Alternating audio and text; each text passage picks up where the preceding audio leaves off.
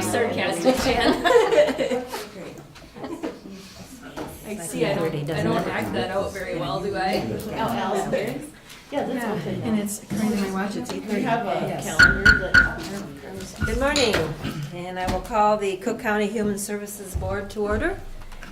And we have the approval of the consent agenda. So moved. Second. We did have a correction in the meeting of the minutes. Would you Right. like to do that from last time? Well, I just noted that I was speaking about my work with the North Shore Healthcare Foundation, and the minutes identified me as with North Shore Health, which is a hospital. So I wanted to make sure good that was point. cleared up. Yeah, because it Right. is here, Health and Human Services Advisory Committee, Right, that you're on. that I'm on, but I was speaking in the minutes, I was talking about my participation with the North Shore Healthcare Foundation. Foundation, And okay. I gave that to Sarah. Okay. This correction. Very good, very good. Thank you on that. So we have a motion. Any second? Okay, very good. So we're going to move into the fiscal supervisor, which is Yafa. Hi, good Judy, morning. do we need to vote on that? Yeah. Didn't we? We did a first and a second, but I don't Okay. think we did All in all. favor? Aye. Aye. Yeah, it's an easy step to forget. I was so anxious to get the financials. Yes, because they're long. We're going to take a pause before we do that to introduce a new employee. Started yesterday. Awesome. Hi, Okay. good morning. I'm Grace Bouchard, Social Services Supervisor for Families and Children. Good morning, Commissioner Deschamps. I'd just like to introduce Reid Schmidt. He started yesterday. He is a social worker trainee, and so he'll be working with Cooper primarily as case manager for after families have their initial meeting and initial plan. Reid will be working to help carry out that plan, and so it'll be a good teamwork between the two of them. And so Reid started yesterday, and we're just very, very happy to have him here. And maybe he could just stand and say a couple things about himself. And Yeah, I'm excited to be here, and thanks for welcoming to the team. Yeah, I'm pretty new to the area. I've been here for a few years though, so I'm looking forward to many more years to come. thank you. You're welcome. Okay.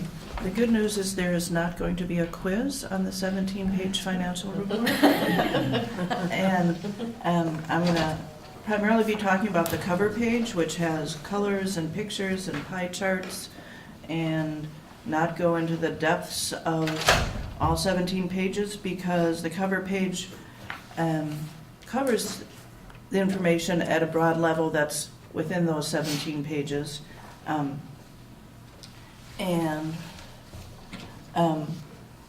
the cover page itself, there's 3 sections. There's the top left that has pretty much numbers, the top right with a pie chart that shows revenues, and then the bottom in orange is the narrative that shows the major things are over and under budget for 2016. The second page of the report has summary by the 3 areas of public health and human services, income maintenance, social services, and public health nursing. And then the next 15 pages goes into a lot of detail about all of those areas and all those categories within those areas.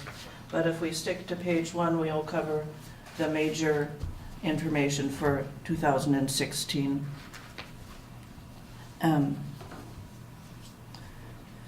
And I'm sure someone like Heidi probably looked at all 17 pages. And we get 100 on the quiz. Okay. If you look at the top left section, that's primarily numbers.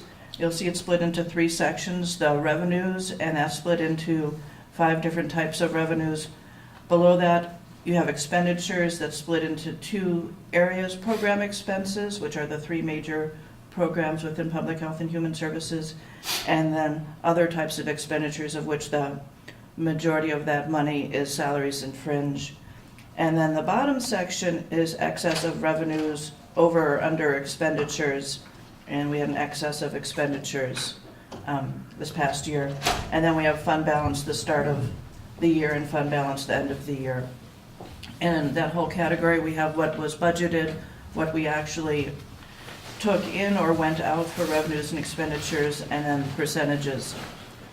The bottom section is split into 3 areas, and it said the fund balance decreased because of these areas. The first section has to do with revenues, the second section has to do with those program expenses, and the third area is staffing costs that were over or under budget. One of the things you'll notice in that bottom section is some numbers are in red with parentheses, and some numbers are in black. Pretty much,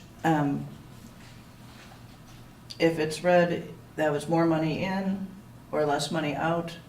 And if it's in black, that was less money in or more money out.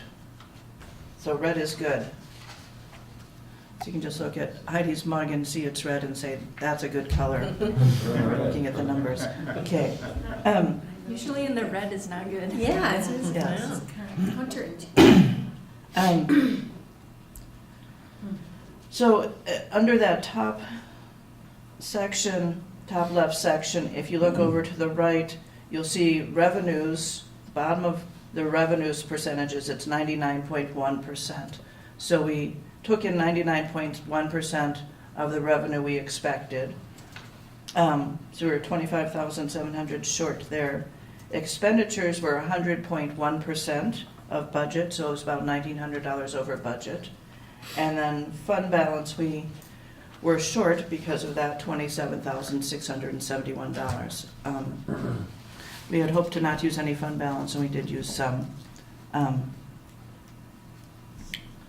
If we go over and look at the pie chart on the top right, the biggest section of the pie is county taxes at 42% of the revenue of the funding that came in for the year. And last year that number was 41%, so it's pretty similar. The next largest is the state and federal revenue, which is that green and red sections, and that came in combined at 45%, so slightly higher than county taxes. And last year that was at 41% of total revenue, so a slightly higher portion of revenue this year.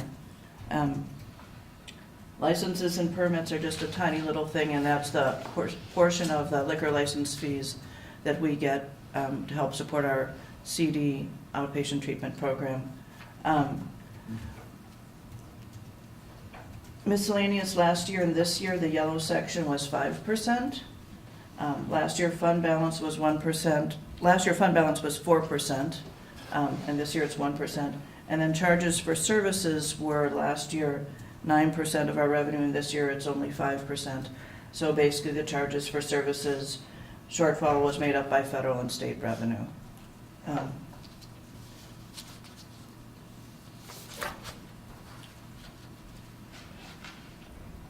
just have a quick question. Yes. So, Yafa, just to wrap my head around this, because we're talking revenue right now. Fund balance at 1%, that's an improvement. Well, actually, it's not, because it's just about the context of the pie. We used less fund balance than last year, which is good. Got We it. had hoped to use no fund balance, so it's not so good that we used some. However, it probably created using less than the previous year, Yeah, the intentions. yeah. Because in 2015, we used $101,000 of fund balance. Great. Yeah, was the increase in state and federal funding due in part to us reclassifying staff and changing the way that we report? Because I know the state isn't just giving us more money because they love us. No, they're not. There's lots of different pieces of that, which I'll cover when we get to the orange section. Okay, I'll wait. Um, Thank you. I won't skip ahead. You can call me later and we can go through all 17 pages together if you'd like.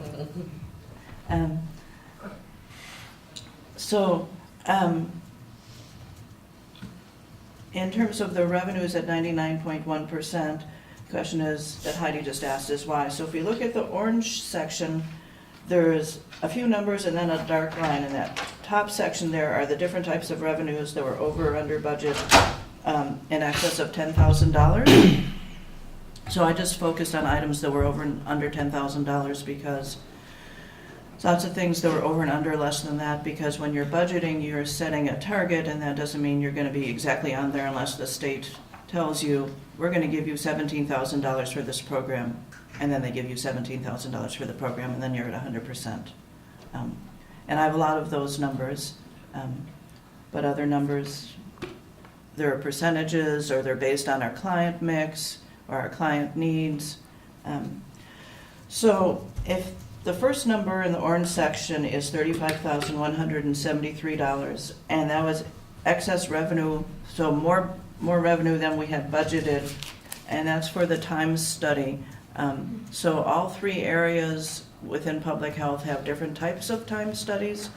Both income maintenance and social services have a Times study where they actually ask what type of activity you're working on, and different types of activity get weighted differently, and so you get different reimbursements based on what people are actually doing. And public health, it's just basically reporting on expense levels and revenue levels, as opposed to getting those phone calls saying, what were you doing? Or actually, it's not phone calls anymore, it's emails. So they changed the methodology in 2014 on the Times study for both income maintenance and social services. And just the budget's lagging and figuring out how they're now calculating it. Myron? Yes, this 35,173 with the time study, would that imply or would be indicative of our people are busier than they would be expected to be? Because the time study is catching them doing a lot more work than the funding that's allocated?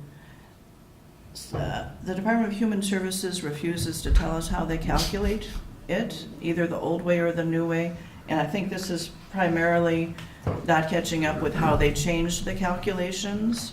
So it's not, okay, so it's not in... So some of it could be because we're doing more things that Right.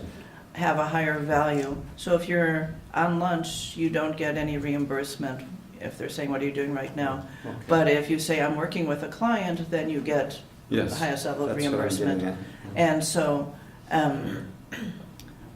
if our number was to continue to go up once we get stabilized with the new way they calculated, if we got more than anticipated, it would be because we're doing more high-value activity. And Department of Human Services, the state won't say, well, if you're meeting with a client, it's worth this much, and if you're typing up minutes with the client, it's So this random, much. yeah. And if you're meeting with the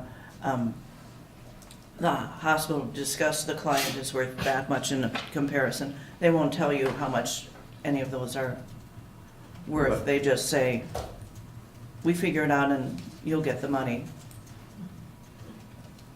But we could We could be doing a lot of, imply that our people are busy when they're doing the study and yeah, beyond what the expectation is, and that's what I'm getting at. Right. Yes. right. And I'm the one who's the coordinator of those programs, and I basically say, there could be several different right answers to what it is you're working on when they ask, and definitely put in a correct answer. If you're at lunch, say you're at lunch. Don't mischaracterize what you are doing.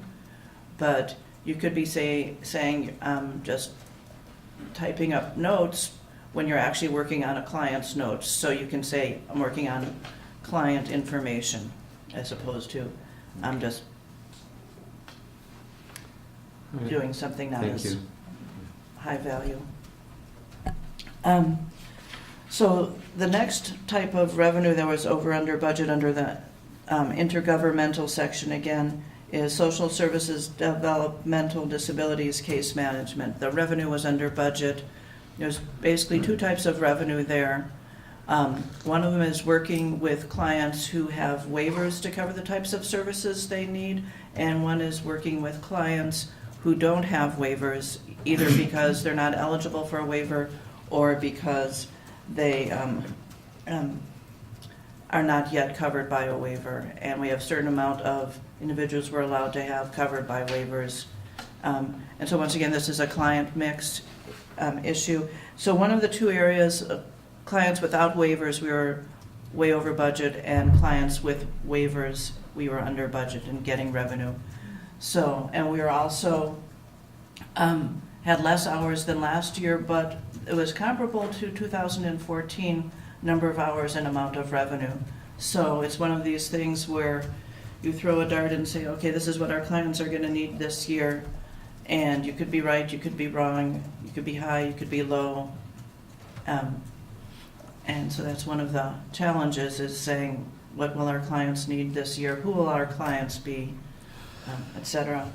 The third item that was over or under budget in terms of revenue was social services revenue received in 2017 that was revenue to cover 2016 expenses. And we're allowed the first 2 months of the year to collect revenue that counts towards the last year if it was revenue for the previous year. And when I was talking to the auditors last week, they said some counties have moved that to 90 days instead of 60 days because every year we'll get something from Human Services the first week in March or maybe the second week in March that we can't count towards the previous year. And so that's on my list of things to discuss with Brady, and he and I already briefly went over a list, and we're going to discuss it probably next month. So those were the three types of revenue from the state, whether it was state or federal funds that we received from the state. We were over or under budget last year. The next area where we were under budget, didn't get as much revenue as we anticipated, was charges for services line. And those were both charges doing billing for services rendered, and we did not receive the revenue we had budgeted for. One of the primary areas was chemical dependency, where last year I mentioned at several meetings that we were having problems with a new software, new electronic system, and it was both program people as well as fiscal people having problems getting it up and running. And if the program people can't get it working, then the fiscal can't bill on it. And in the fall, we started to both be much happier with getting it working. And so not all the revenue we anticipated came in because of that. And then the adult services area, I had also issues billing, and it had to do with billing a private insurance actually not a private. People can have prepaid medical assistance programs, so medical insurers will insure people covered by medical assistance. And one of the major insurers, PMAP insurers last year, installed new software that has caused a large amount of grief for counties throughout the state doing billing and getting denied because the program wasn't working correctly, or there's a variety of problems. And so I did not follow through on all the problems I had with billing just because of lack of capacity of how much I can actually get accomplished. And the things that are mandatory for me to do are my first priority. And then if things work, great. If they don't work, do I have time right now to go and figure out what was going wrong? In May, I was working with one of the people from this insurance company, as counties, fiscal people throughout the state have been talking about all the issues we've been having, and someone gave us all contact information. And so I'm having,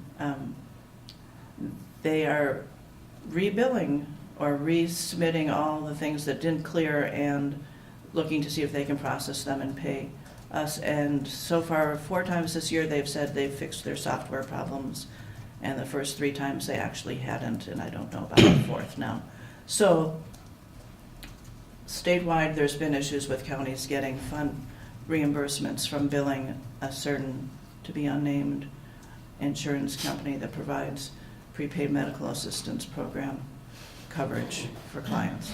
Well, it's important to note that, as people look at the agenda, we have the fiscal officer positions on there later today, and these are some of those categories for why, if you remember when we presented the fiscal officer position to the board, that we used is our reasonings for doing that. And so if you look at those revenues that as we kind of mentioned when we were going through that YAF has so much time in the week to do, and we try to do the things that we have to do. And when we get into the weeds or these things that take a lot of time to recoup small amounts of money, that's where we felt that we needed the fiscal officer position. So now you kind of see on the budget where, where some of these items where we were discussing, and not to jump ahead with the YAFA, but again in the next category when we start talking about estate recovery in one of the good positive areas, and to be able to spend more time in that area as well. Thank you. So the last section of revenues, miscellaneous revenues, which is number we received more revenue than budgeted, primarily for income maintenance, estate recoveries, and that is primarily what's been happening the last, I don't know how many years since the person in charge of estate recovery left and did not get replaced, is attorneys contact us and say, so-and-so has passed away, they own property in your county, were they covered by medical assistance, and if so, how much is owed to the state via the county to cover some of those medical assistance costs. And so far all I've been doing is responding to attorneys' requests. I think someone, when it was part of their job, was actively working every case as opposed to being reactive, which is what I've been able to do. And so we had more revenue from that than anticipated this past year. And then the Adult Mental Health Initiative, which is a regional group that Grace is part of, works with, had additional funding last year, and we got about $25,000 of additional funding for covering expenses, so that was nice. Okay.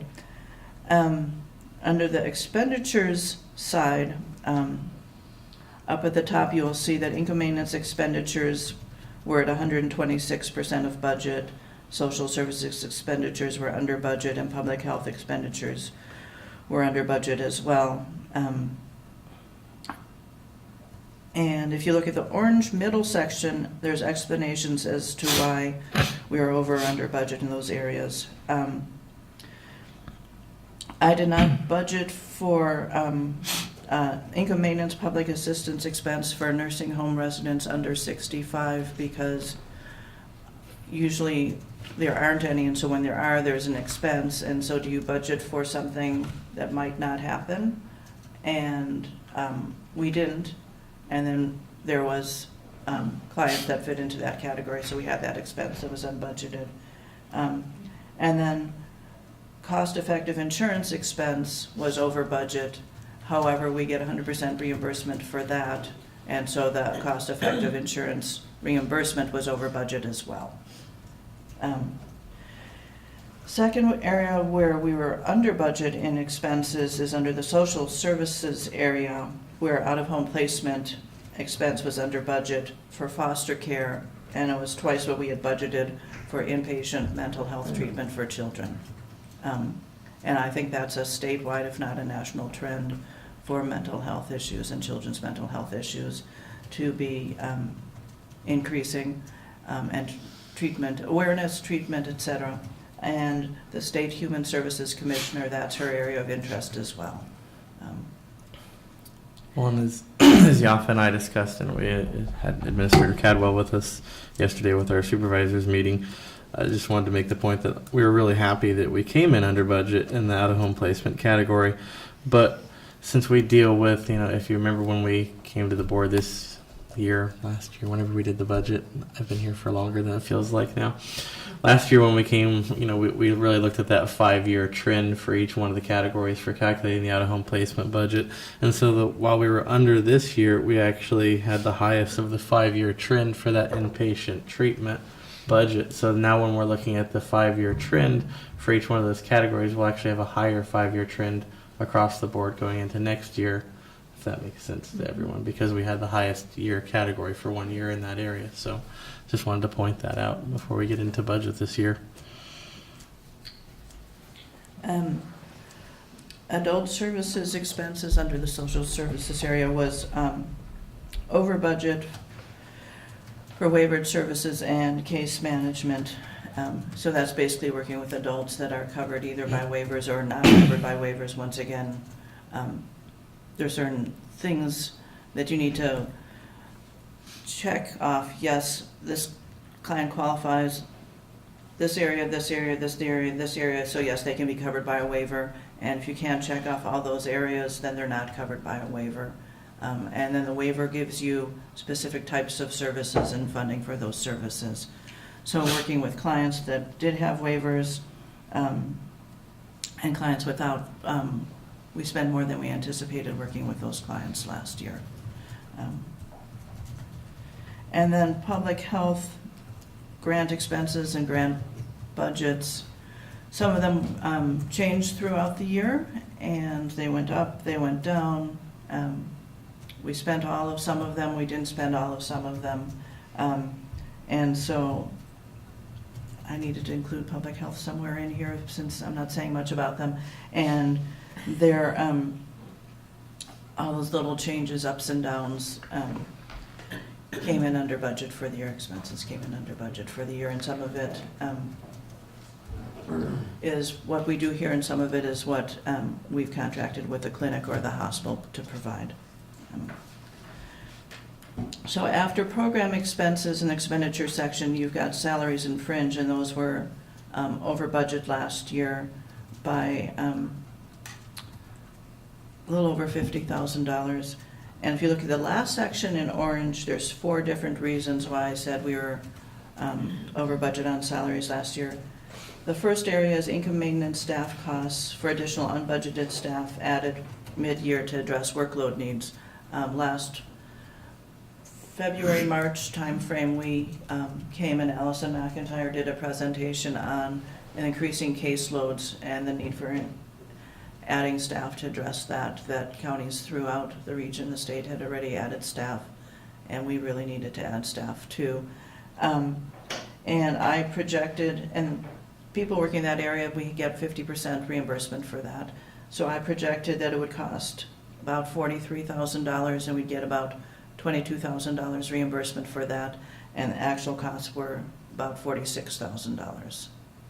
So it's just slightly higher than I projected. Then the next area, social services staff. We had an employee leave, social worker leave during the year. Took a few months to replace them. That replacement didn't work out, and then it took a few months to replace that social worker. And luckily Heidi, who had left in the spring, came back in the fall. But we had several months during the year when we didn't have an additional social worker in children's and family social services. And in addition, I budget new employees, so we're going to fill a vacant position. I assume they're going to have family medical insurance, and we had a new employee we hired in social services who had single medical insurance, and so we didn't spend as much money as anticipated because of that as well. And then the next area where over under budget was public health, where looks like we're under budget on staff costs, but we're actually not. We just had additional work requirements for federal grants, where now instead of saying, okay, I have salaries that are going towards TANF or Title V or Public Health Emergency Preparedness that are part of the overall salary line, I have to move that salary to the grant lines and then print out a ledger with all the activities that fall under that grant. So even though we have one grant that we get $3,244 a year for, every quarter I had to take out all the salary and fringe expenses for both Joni and Allison and move them to their own separate lines. So it looks as though public health staffing was under budget, but instead it was actually extra work to move them out of there and into those grant categories so I could print a report to show the federal government that we were spending the money. And for Commissioner Sieverts, and I know we'll understand from our community health board meetings, those are the 2 grants that were the ones that I complained to the region about and that we won't be accepting next year. And in return, they'll be giving us additional funding in the,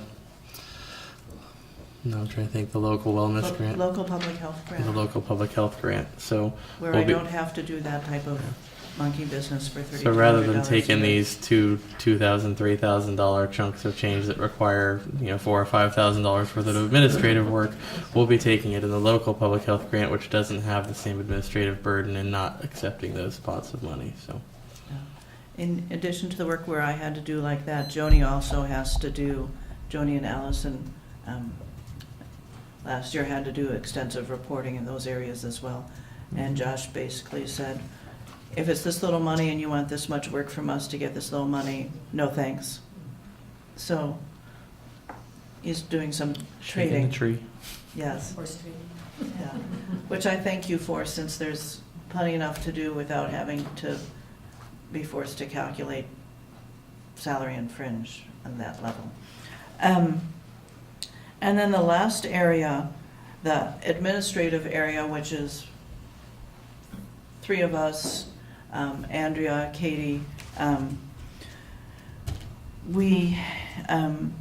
the county has donated leave, so if someone is having medical needs and does not have enough leave to cover that, they can request donated leave.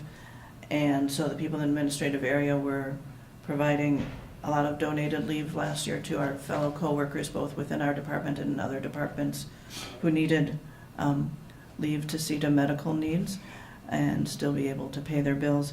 Between that and leave payouts for retiring employees in the administrative area, of which we had two, we came in well over budget. And in 2017, for the first time, I budgeted for people to retire, and you'll see later on in the agenda, we do have someone retiring. And I'm just gonna, on an ongoing basis, assume we'll have someone retiring and budget accordingly to cover those types of costs.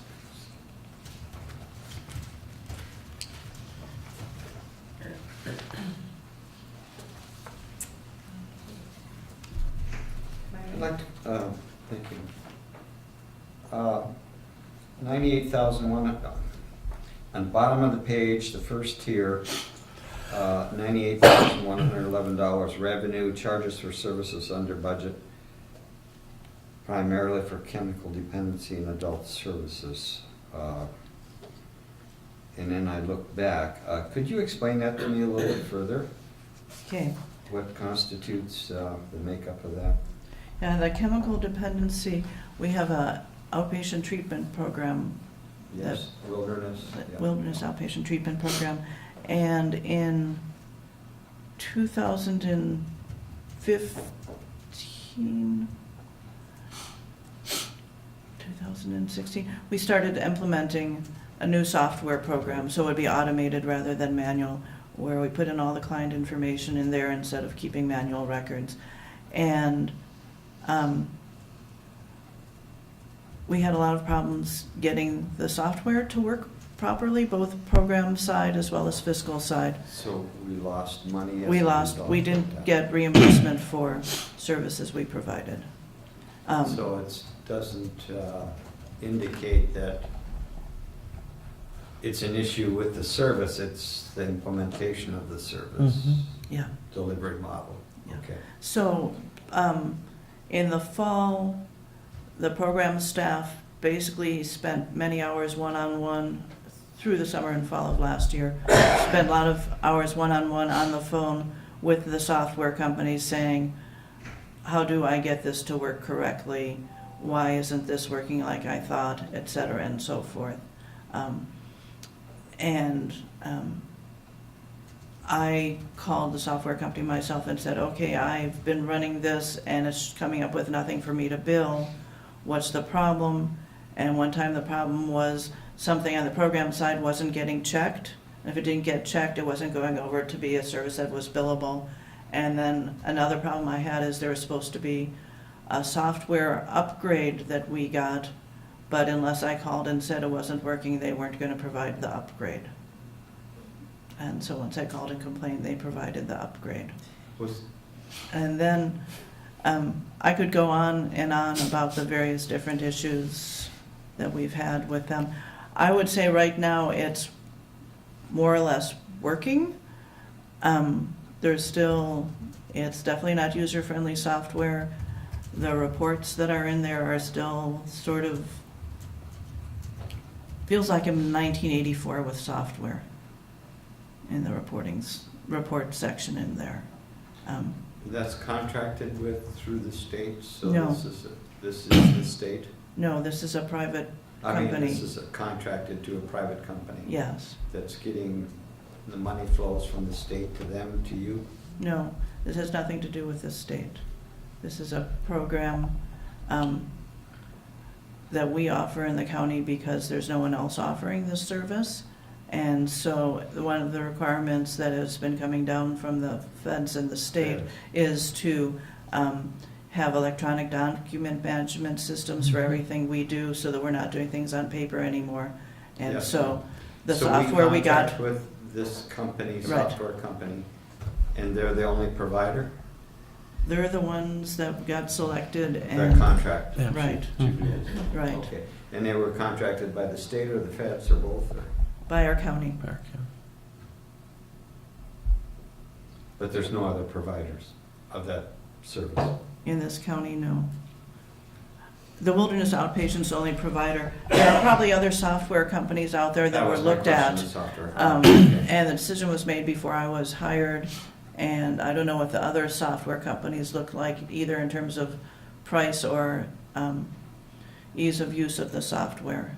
I don't know if Sarah wants to. Who negotiated that contract? I think it was Sue. Must have been Sue, but I know that it is the same company that the 7-county region uses. So Oh, we're all okay. using the same. I'm sorry I belabored that. Oh, you're It fine. seems to be a fairly large number for that kind of issue.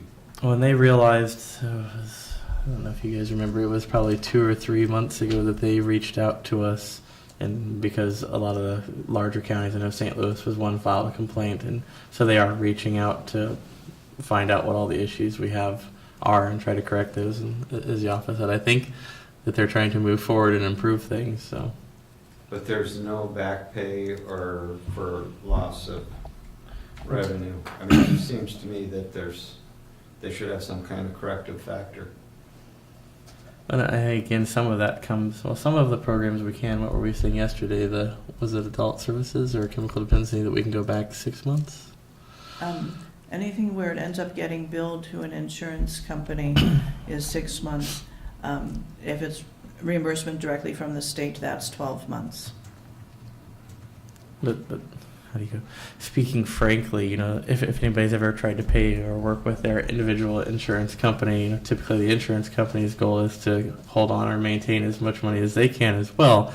So, the hoops that you jump through to get some of these things are very time consuming. So what happens with the staff that we have is, by the time that we find out that we didn't get reimbursed for something and we say, okay, well, we need to go back and do this and this and this, well, these staff people are typically already working on the new problems and the new fiscal money. So that's where, again, that's kind of why we wanted the fiscal officer to be able to say, we need someone that can go back and correct things that happened before, because the staff that we have right now needs to keep moving forward so that we don't get behind. If that makes sense. So the money went to the stockholders Yep. of the insurance company? Okay. It's not really unique that a software program doesn't work and that we lose out on something. Yeah. It's happened multiple times since I've been elected. That's just foreign to me for where I worked previously. Mhm. But maybe we're big enough where we could. Should we revisit the Miniture software? Yes. I'm sure that's working pleasantly well now, isn't it? No comment. I had the same issues at the state of Colorado where the Human Services there implemented new software system, and initial cost was $200 million, and I think they're at in excess of $700 million now, and it's mainly working. And I don't think any public interest law firms have filed lawsuits against the state in several years for lack of service to clients because of that. So social services is a totally different animal than anything else I've ever worked in terms of Mhm. complexity and changing rules all the time. And hopefully when we have the level of staffing here that they have in other small counties further on the agenda, we'll be able to have the time to make sure that we get everything, because I don't have the capacity to work the type of hours to get every single part of this job done. I just don't. Isn't that depressing that not only in our state but other states, the service that we need most for our people that serves them the best is the most complicated and difficult to get in cooperation with our other entities? That's it, you don't have to answer. We have a lot of people fighting over a lot of money.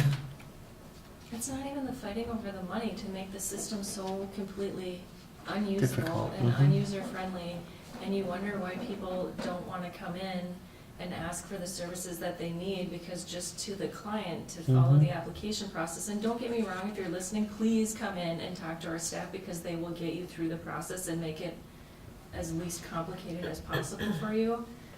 But it's not us trying to make it complicated. Mhm. And a lot of it is accountability issues. Exactly.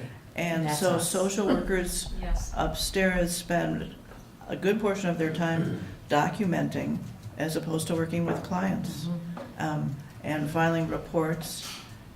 And as I was alluding to earlier, the federal government wants to make sure that we're spending that $3,200 of TANF dollars correctly. So between the public health nurses and myself, we spend hours micromanaging details for a very little amount of money.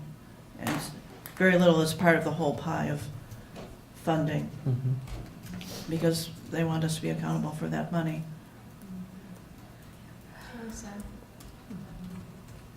Josh, please thank your staff.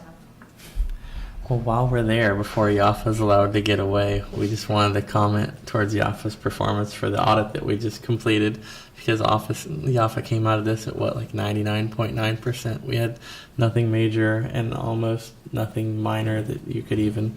So on a $2.8 million budget, we had almost nothing significant whatsoever that could be changed. And even what little tiny things there were mostly Yafa attacking them, saying, well, I want to get this right. How do I do it so I have 0 instead of 0.11%?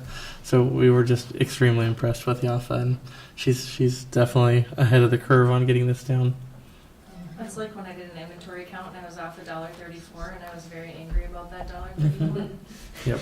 Thank you, y'all. What was yours? Yours was $49 on a $47. $47 on a $2.8 million budget. $2 off of her. And that was actually, there's some funding we get that is very small that we're getting because we're part of a region, even though we don't offer the program ourselves. We get it because the region gets funding for it, and our numbers are part of the region's numbers. And there's 2 little, very small pots of money that have always gone into one account, and then the auditor split them off into 2 accounts. So that was the $47. And then it was recharacterizing 2 other types of funding. One was, That's we just put in how one good she category, and is. they put it in 3 categories. Give more level of detail. Thank you, y'all. Yes, we- So, any other questions for Yafa? Yes, thank you, Yafa. Thank you so much. We appreciate all your patience and all your putting there and taking out there, and appreciate it all. Appreciate everybody. Okay, so next on our agenda, we have Allison, who's going to talk about an application. Good morning, everyone. Morning. So in your application materials, there were a few handouts about a resolution, which is to approve funding for the Family Homelessness Prevention Assistance Program. These funds are made available to Kutaska Community Action, Inc., which is a community action agency that serves the region. In Cook County, the sub-grantee of that program is AEOA, Arrowhead Economic Opportunity Agency. So this renewal came to us as it's required, or this resolution rather, what came to us as it's required to be approved by the Board of Commissioners for us to be able to grant that funding, not us, but for AEOA to be able to grant that funding for the 2017-2019 biennium. And the Family Homelessness Prevention Assistance Program is one of the funding sources that AEOA has to be able to assist families or individuals in Cook County who are currently homeless or facing homelessness. The reason that I'm bringing this to you today, I think, is because we, the eligibility workers, work closely with AEOA Housing Case Management Services in cases where people come to the county and we're unable to help for any reason. Often, we don't have the funds to help, or they don't meet our specific program requirements to be able to assist with the crisis. Crisis could be anything from a utility shut-off, a disconnect notice, or a no-fill on propane. It could be an eviction notice, or someone who's currently homeless, sleeping on someone's couch or living in substandard housing. So our agency is often the first step for people when they need to come and apply. If they go to AEOA first, they require that they come to the county to seek funds from us. So we work closely with AEOA in referring people to this program when they're facing homelessness or currently homeless. I can say a little bit about changes to the housing case management services in Cook County. Just so you're aware, previously Anita Josiah was the housing case manager in AEOA, which was really a great service to the people that we work with. Often people come to us with complex needs, not just housing. Maybe they need assistance finding work, getting back to work, getting their GED. And Anita was really a one-stop shop for this in the county because she wore all of these different hats. Much like our staff, Anita's serving a lot of people in a lot of different capacities. So earlier this year, just last month, AEOA, because of changes to their funding, made the decision to move those services to the Two Harbors office. While Anita's still working for AEOA in Cook County, still providing the employment and training services, the adult basic education, that housing case management has been regionalized to the Two Harbors office, where someone will be serving both Lake and Cook County. So in the meantime, I have attended one board meeting for the Family Homelessness Prevention Program, which has representatives from Cook and Lake County AEOA and Salvation Army, and financial assistance supervisors from the county, just to make sure that Cook County still has a voice at the table and that our needs are being met. It is a shared pot of money, this homelessness prevention program. As we've gone through the process, I found out that Anita can still be an initial point of contact for people, can screen them in to an extent and refer them on to Two Harbors. So I'm not as concerned about the change in services to the people we serve. But with that, I think this is just a simple approval to allow us to use those funds in Cook County. Thank you, Madam Chair. I just had a question. So if Anita is the first point of contact, does the referral require an in-present contact, or is it an online process, so it doesn't really have a huge effect on people? It can be done over the phone or Okay. online. Obviously, meeting face-to-face is the best service. Right. Because we can gather the information at that point. But it sounds like Anita can help facilitate that, or that the person who's providing case management services for Cook and Lake currently is leaving at the end of June. So that's going to be a vacancy. So there's still some unknowns as to how that might all play out. But at least the person who's providing the services currently is willing to travel to Cook County to meet with people. Okay, so that person does come to Cook County. She is so there willing is, to, yes. an easy way or a... Mhm. And we talked about potential for using our video conferencing unit as well, that possibly a person could come in, meet with a financial worker, get the required releases, and do a video meeting with the case manager in Two Harbors. Motion to approve. Support. All in favor? Aye. Thank you. Okay, and we'll move on to the director's report. Thank you. So PHH staffing updates, just wanted to make sure everyone was aware of where we're at. So I'll break down each side. So starting with in income maintenance, I believe we are fully staffed still. So one section where Allison's really working, and a lot of the new staff that we'd hired last year, slowly getting through all the trainings that they need to be up and running. And I think right now, we're able to really have, one person go on vacation, and the skill set's still there when someone takes a vacation to be able to cover for those duties while they're gone, which is good. And adult protection services and community home-based housing service, man, brain's not working. Services, we will have one retirement coming up. The most likely scenario right now, we've worked with Human Resources Administrator Cadwell, because we have a social worker position, which as far as the classic compensation study goes, and even before then, we have many different types of social workers under a social worker position. So when we have this social worker retiring, right now we have an internal candidate that's also a social worker. That's the only person we have that's qualified for that position, that's wanting to move from child protection social worker, well, it's a mental health and child and adult mental health worker position, over to the adult team, which would put us back to at full capacity with our adult services team.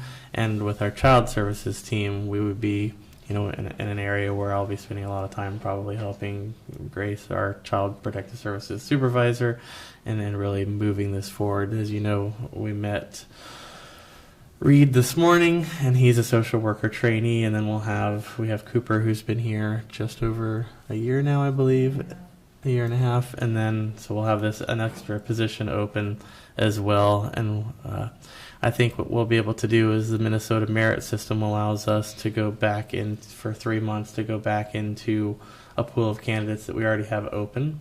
If you remember, we have the open position that was already there that we tried to pull from when we were looking for Reid.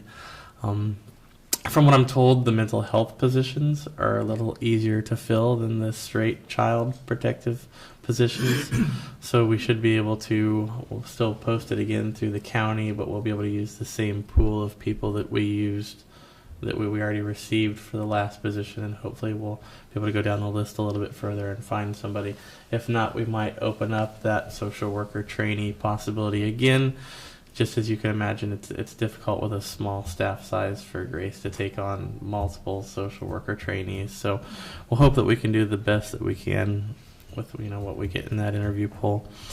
And then the last one would be the nursing position. We had 10 candidates, 6 that turned the interview down, 3 that we're hoping to hear back from hopefully today we'd like to have, and 1 person that did want to do the interview. So we have an interview set up next week for that. We weren't able to, this was an interesting one, and the county is mandated to have 1 nurse on staff, and we can technically have a health educator work under that nurse to do some of the family home visiting.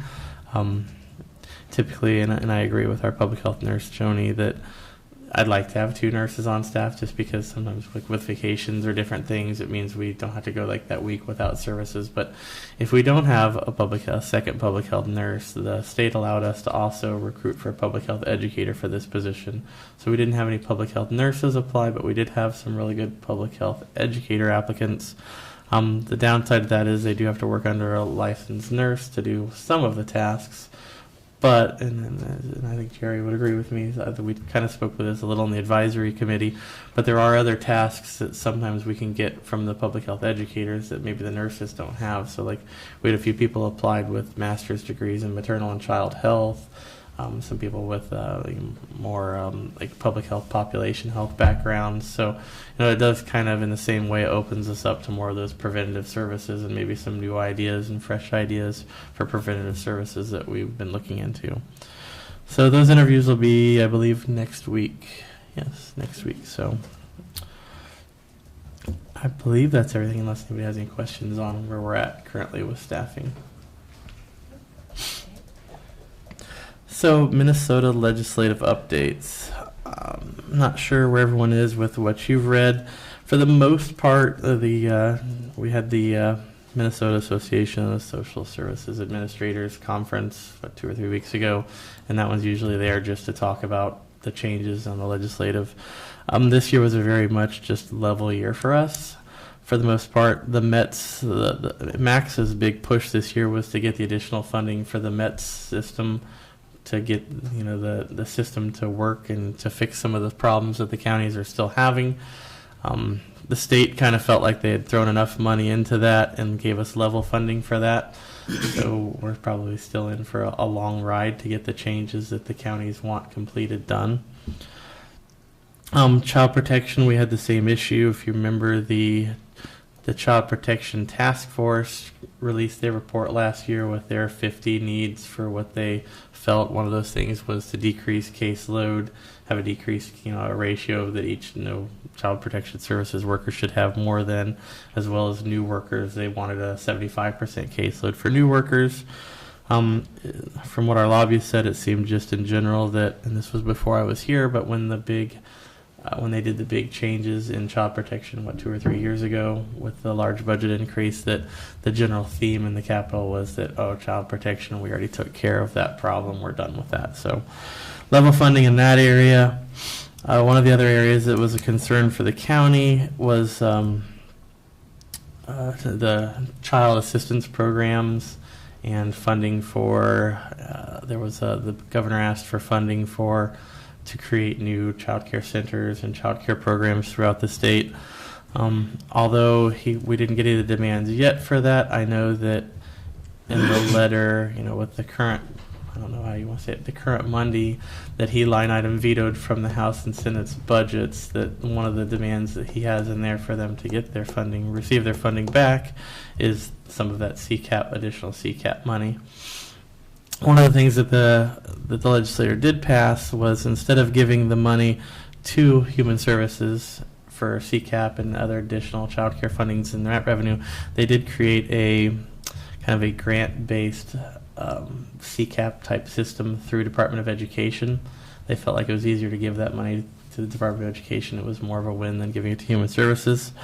But within that, it's money that we can reach out to for Human Services, and one of the priorities, or you receive more points towards getting this money, is if you currently have child support cases open with a family.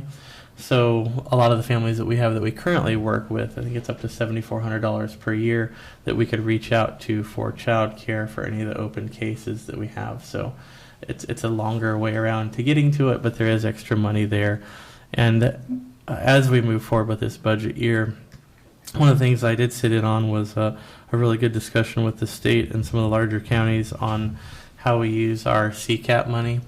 And Allison might be able to explain this better than me, but sometimes it's good to get the high level. So from what I understand, each one of the county we get so much of a pot of money, and the problem is you don't want to overspend this money, so you try to guess how many families you're going to have approved, and when people are coming on and off of the grant, and you're trying to make sure that you zero in at the end of the year. So there's a lot of guesswork involved, and the state realizes that. And I think last year they said they were almost $4 million underspent. This year they're looking at almost being $12 million underspent in this category. And so I met with them and said, our budget is so small compared to a lot of the people. I think we're at 30,000. Is that what it is? I don't know if you know off the top of your head, but our budget's pretty small compared to most of the places. And the only way to get your numbers up is to overspend in those areas. And it's a game that you're playing, because we can overspend in those areas. And right now, anything that we overspend is so insignificant compared to the $2 million that Hennepin County and some of these other counties underspend, because they're trying to make sure they don't go over. So the question to the board, and we don't have to answer this now, but something for everybody to think about is do we add, with the problem that we know is out there, do we add $10,000 or $20,000 to our CCAP budget, intentionally overspending, or not trying to go way over, but making sure that we push that limit by overspending in 1 year and getting reimbursed from other counties from their lack of expenditures will actually be increasing our budget in future years, because they base it on what you're spending. So there's that. While we're looking at ways to solve the child care problem we have in the county, and we know that one of those issues is poverty, this is one area where I feel like within budget we may actually be able to recapture some of the money we spend by saying, okay, you know, the amount of slots extra that we would need to make sure that we're spending the money that we have to spend.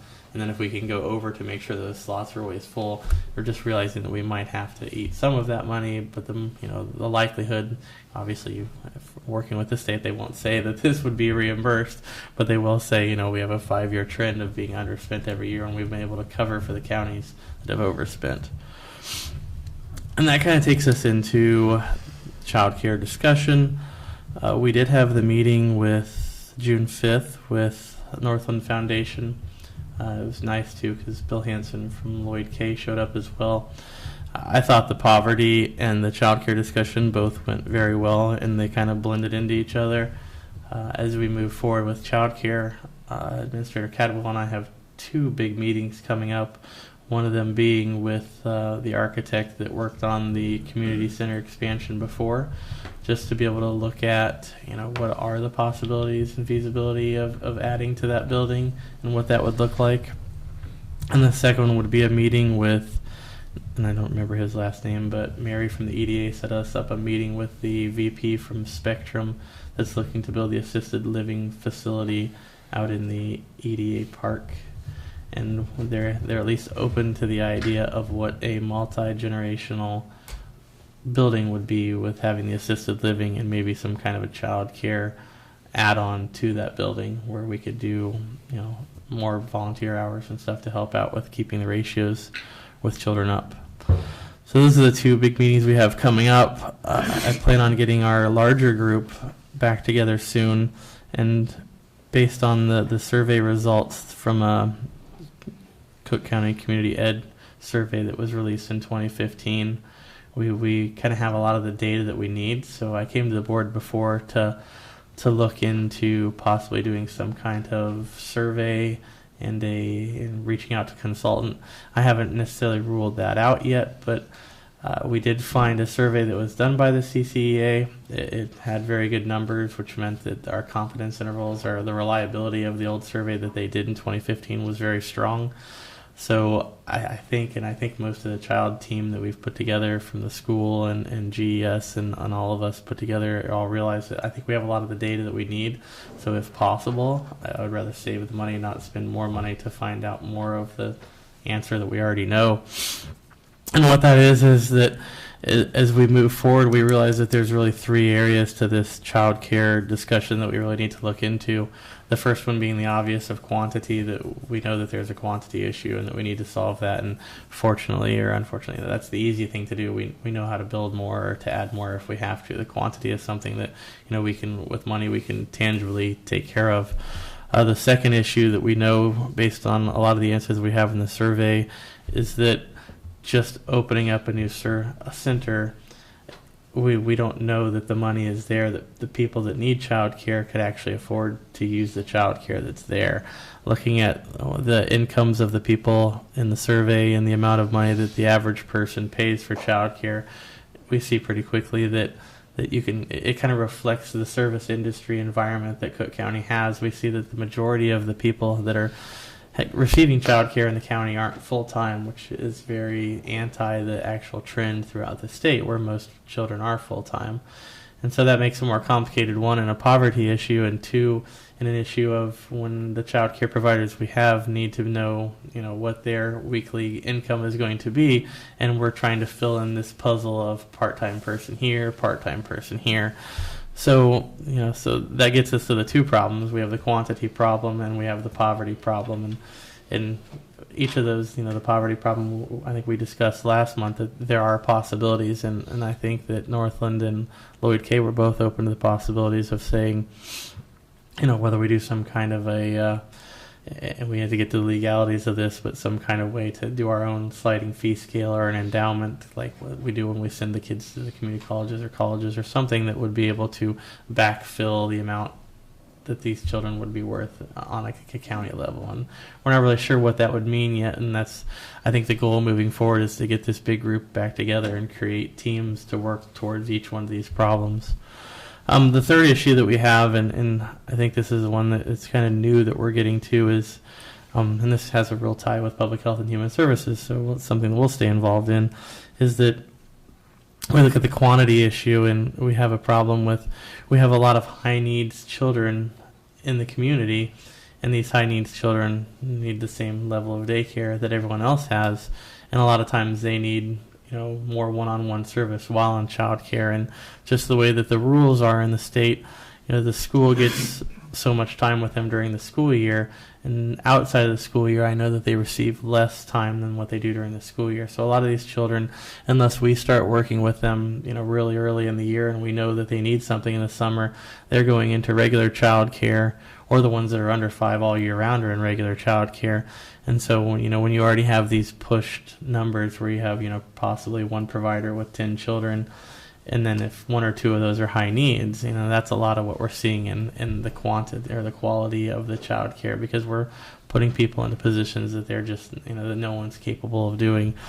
So on this level, you know, really working with the school, and Dr. DeWitt at the school has been really good at working with us, and Chris Hoffman, and we realize that there really is no way, and I know Commissioner Bersheim probably want to chime in on this too, that I realize now that we can't take care of the child care issue without addressing that issue. So, you know, one of the conversations we've had is this early learning center, and the more I've moved on, you know, at the beginning I think to myself, well, that's kind of a want but not really a need. And, you know, I'm sure most of you get the differences, the other things that we have to have, the things we'd like to have.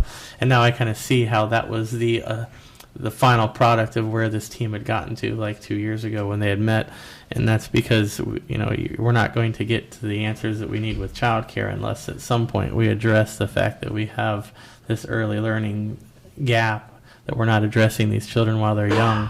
And because of that, we're ruining the quality of the care that we are giving in our other child care. So really working with the school and the school team, working with us, because it is a health and human services issue, is going to have to look into whatever solution we have, how do we provide for these people. If I could just comment, and thank you for addressing that. You know, we had a kayak meeting yesterday with is a combination of school and the Y, and we talked about how the child care program is going in the summer, and I was really interested in, I think appreciative of the service level that's going on. We have about 31 students in the program. 7 of them are infant, 10 toddlers, and 14 preschool. But of those preschool children, when 3 and above students have some kind of IEP or a special education service, then some of those staff are in that program in the summer. And I know I have a research background in early childhood, and to provide those services in an inclusive environment rather than, you know, they're working with other children teaching social skills or language development or whatever, but that is the most effective way to help children. But I think also the other side of that is that the other children are living in the real world of how to get along and to deal with people with handicaps or differences, and so that's powerful. And I know that that's the way we need to go. The research indicates that. So whatever we can do to carry that forward and expand it, and as you expressed your learning curve on that, I appreciate your honesty with that point, because you know, I strongly believe and am committed, whatever I can do as a commissioner and as a community member, to really work on this, because, you know, the research is with learning is that the real effect that we can have publicly is with the 3 and under. I mean, that whole formative part of the brain at age 3 is 85% development, and wherever we can have the greatest impact with every kind of intervention or social issue that we have is to focus even younger and younger. And if we can do that in our child care program, you know, it's going to be good for our young people, but it's also going to be good for our community in long-range planning and social services and health. So I'm sorry, but I couldn't resist a segue, so thank you. Well, and it was reassuring for everyone that was at the meeting that one of the conclusions we came to, and good or bad, one of the reasons why I wanted to come to a community like this is because when we really look at the dollar amount that it takes to fix the problem in Cook County, it's a dollar amount that doesn't scare foundations like Lloyd K. and Northland away, because they realize that if this were a St. Louis County or Hennepin or one of those counties, that this would be you're talking like $1 million, multi-million-dollar thing. But at the level that we're at, we can actually fix something like this because it's not that many millions of dollars. Like the amount of money it would take to raise the amount we pay for each child for childcare when you're only talking 40, 100 kids isn't near as much money. So we can actually fix it on this level. And so I think we had a lot of support from Northland and Lloyd K. and really from each of you on the board as well. So we're going to try to push forward some solutions because we know at this point when that's where we're at, we have the data, we have the support. Now we just need to come up with really strong solutions that everybody in the community can support. So, any questions on that? I'll just touch on Spectrum and the EDA since the EDA did move forward on Spectrum and it's on the county board agenda for today. Spectrum is very aware that we have a need for senior services and that it's going to be more than building a facility to put them in, because in order to get staff, as the county, the school, and the hospital know, there's nowhere for those staff to live when they come to the community to take the job.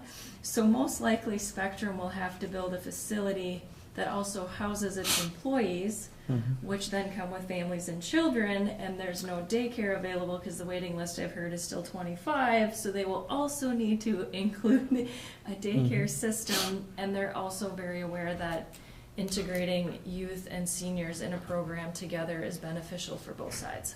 So they are looking at the big whole ball of wax. They know they can't just build a facility and expect them to come. So that's where they're still in planning phase and they're open to all of this, but that's how childcare got into the mix of elder care.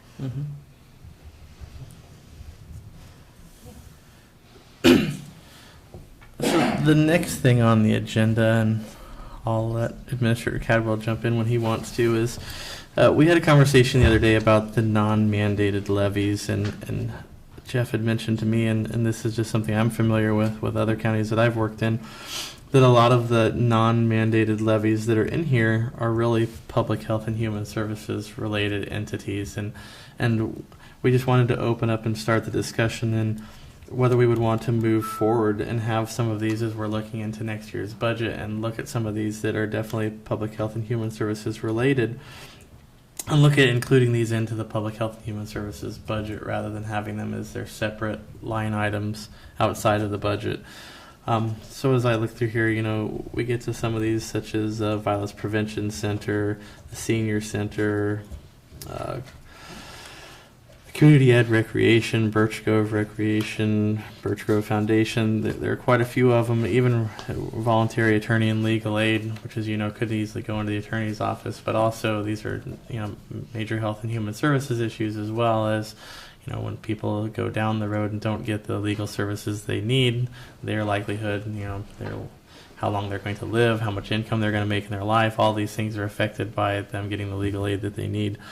So one of the reasons I like that is I think that it helps really set these non-mandated levy areas, or discretionary areas, into our budget, but it also gives us the potential, I think, to give a second level, because it would, when we get to the budget time of the year, we would have these budgets under the Public Health and Human Services Advisory Committee, which, for those of you that don't know, we have a really strong Public Health and Human Services Advisory Committee with members from pretty much all of the different walks of life in public health and human services and HDC and the hospital and the clinic, and everybody's there. So I think it would really give us a better chance to dig deeper into each one of these budgets and come to the board and be able to say, not only is this needed, but here are some of the reasons why, and here's why Health and Human Services supports this, because, the Senior Center, although doing this, also is really working under different things that we would be doing anyways, and especially Violence Prevention Center, that money that goes to the Violence Prevention Center, if not there, would be more hours that our social workers are spending doing these things. So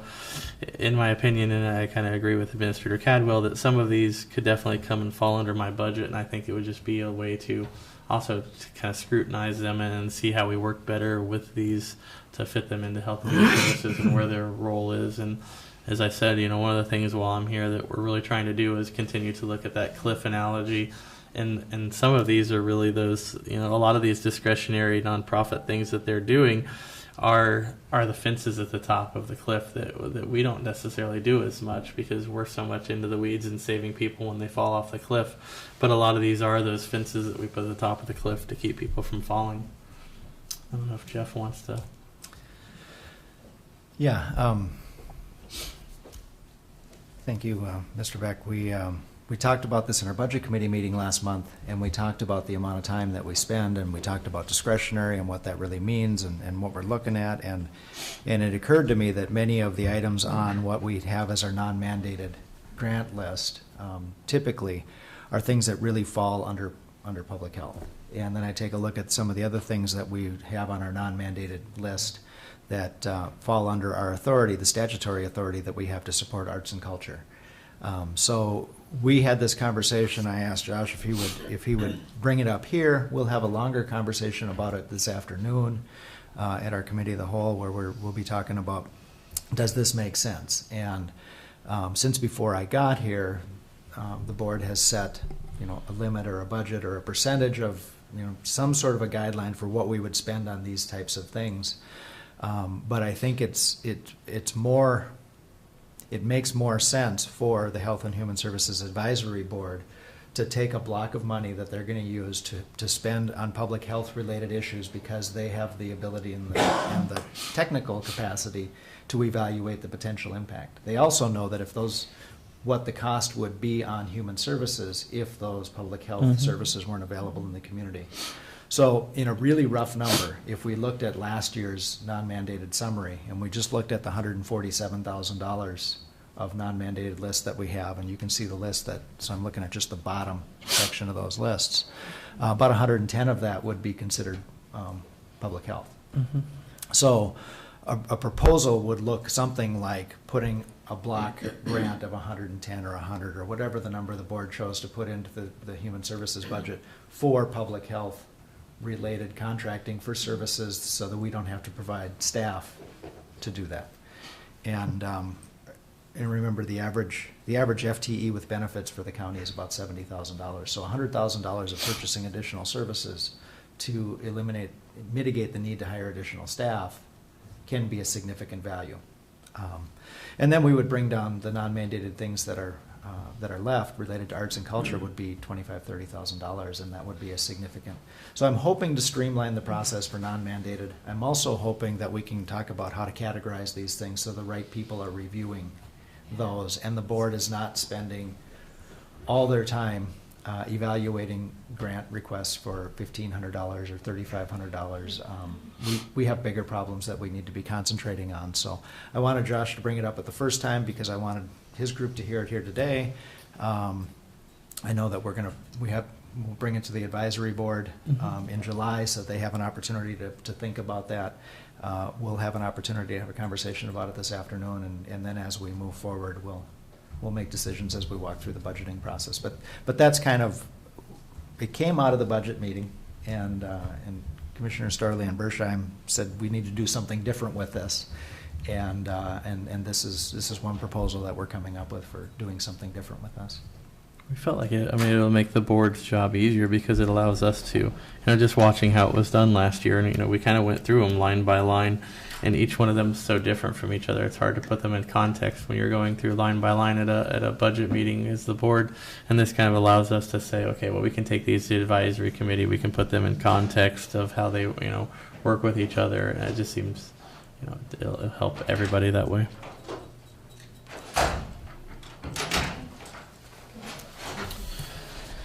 So just a few public health and human services. Oh, go ahead. Josh, just to go back, if you look Yeah. at Senior Center Council on Aging, that used to be a county function back in 2003, and we decided at that point that we could no longer afford staffing for that. So Jeff, thank you for breaking it down into the staffing discussion and what we can afford. And as many of you heard during last year's budget discussions, if we, the county, are not able to fund them, they will cease to operate. Mhm. And they do so much with $63,000 than we could do with $63,000 in helping these citizens. So thank you for taking that on. Thank the Budget Committee for taking that discussion. Thank you. So a few public health and human services updates. One, we reached out last year, and the North Shore Healthcare Foundation assisted us with a grant that had many different services that we asked for. One of those services was our social workers receive a lot of secondary trauma from the work that they do. And so we'll be working with the clinic, and we have everything set in motion now that the clinic will be sending a counselor over here twice a month, once to work with my supervisors and possibly myself as well, and the other time to work with our social services, our human services staff, to just kind of go through the process of walking them through and working on the secondary trauma that they receive in their day-to-day jobs. So I think that that'll be a really great process moving forward, and something that's well needed for us to make sure that that my entire staff has been able to work with a clear mind each and every day. Another thing, we have the Grand Portage Health Fair was last weekend, and we had Sarah and Heidi and one other person. Dagmara. And Dagmara attended, and as usual, I heard that it was extremely well attended, and it was another great way for our staff to get out there and get a lot of our programs out especially into the Grand Portage area. So, and they really enjoyed it. They said, as usual, it's just one of the best events that's held every year in the county. The other Heidi. The other Heidi. Another thing that we have is, so HDC, we at least in my time here, I've primarily worked with Matt Webb, who's one of the counselors or psychiatrists at HDC, and that's really his bread and butter. And his role up here also had to do a lot of the outreach before, and that wasn't really the area that he wanted to focus in. So moving forward, Matt is going to be stepping back his role a little bit, and Cecilia Bloomquist will be coming up here and working with us more. And she met with Grace and I 2 weeks ago, and has just a great many ideas of ways that we can better partner and work to solve some of the issues we're having. Some things being, some things that HDC can work with new parents from the moment of conception, when they know that they're going to be having a child, to work with them on getting through their pregnancy. And they're also working to, and I haven't gotten confirmation yet, to working with the YMCA to do some additional services with high needs children through some of the extra respite money that we received in a grant recently. So HDC would be providing those services over the summer. So there's just good hope moving forward that relationship's continuing to strengthen, and that we're seeing the benefit of things that we can do and things that they can do. And I think Cecilia brings like a new angle to HDC about how they can best work with us. The last thing, and this is still in its early, but we had mentioned last month that the state, starting in, I think in July, there's new in-home support services that we can provide through waivers. It's something that we don't right now have the capacity to do. Moving forward, we've met with one of the agencies that might take this on, but they're looking at, and probably rightfully so, probably a 1 or 2 year process before we could transition these services. So at the July advisory board meeting, we'll be discussing these are services that are really needed in the community. It would be things that we don't get reimbursed for. So how we want to move forward in the 1 or 2 years or more that would be for us to transition these services, whether that's something that the county is interested in taking on, or whether this is something, if there's a good way that we can move through this transition so that we can get these services out there. So just because we brought that to the board before, I want you to know that we're still following up on these additional waivered services for elderly that we're now able to complete, that we don't have the capacity to do, but we realize that we're at least going to keep moving forward and see what the best way forward would be. And that's all I have, unless anyone has questions. Okay. Thank you for all of that updating. We'll move on for actions for board. We already passed a resolution under A. Let's go to B. Approval to accept, regrettably, Barb Rasmussen's retirement after 25 years of service. And approval to post the social worker position. So moved. Second. Support. All in favor? Aye. We wish Barb well Mhm. in her retirement. And approval to hire Lori Erickson as fiscal officer for C41-1, Step 2, which would be effective September 18th of this year. So moved. A second. All in favor? Aye. Why so Thank you. late? Mhm. Why so late? We have a public hearing at 10 o'clock, but as far as the committee's reporting, does anybody have anything that they need to report on? I just want to know why she's starting in September.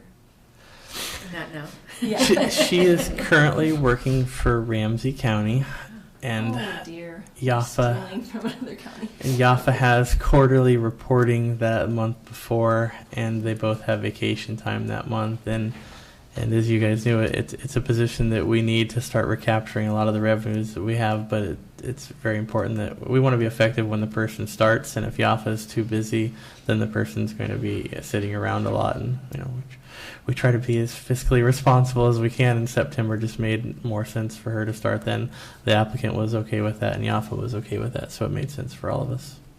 And some housing will probably be done, being built by then, so. Yeah. Okay. They have Thank housing you. already. Oh, awesome. Okay, so nothing really important that we need to cover? Okay. A motion to adjourn? So move. Second. All in favor? Aye. Thank you. We have 4 minutes. Okay. Stretch the legs. Okay, so we can take a break, and then we will. We should start at 10 o'clock. But we will start promptly at 10 to have a public hearing on the Deer Yard Lake annexation issue.